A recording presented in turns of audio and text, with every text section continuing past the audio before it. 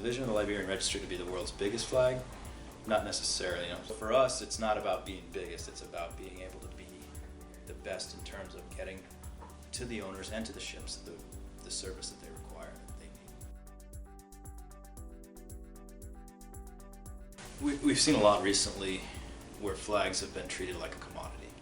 If there's anything that should not be commoditized, it's flag, because the service that flag provides is not only a mandatory service, but it's a service that can support the vessel, can support the ship owner, can support the manager, can support the seafarers.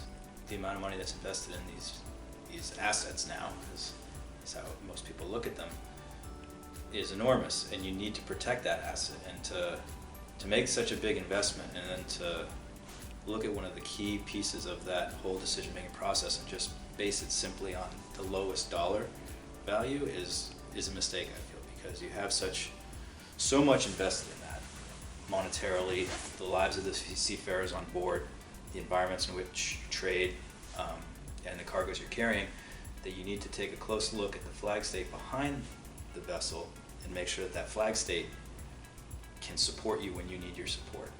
Not having a flag state that can support you can really harm you, and it's a decision that really cannot be based on that commodity mindset anymore. It has to go back to the services that are provided and how those services are provided and by whom.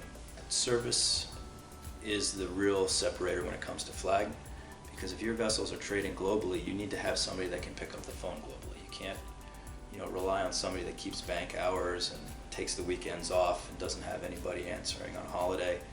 Your ships are always trading, and shipping is 24/7, and ship registries need to be 24/7. If you don't have 24-hour service, you could be in big trouble. I mean, if you get a detention on a Friday afternoon, or you have an issue with port state control on a Friday afternoon, and you pick up the phone to call your flag state and you get a recording and you say, please call back on Monday, you've just lost 48 plus hours where you could have a problem solved and be back underway. You could go off hire, you could incur penalties, fines, extra fees for berthing, pilotage, and anchorage. There's all sorts of expenses associated with somebody not picking up the phone that people really don't think about when they're making that initial decision.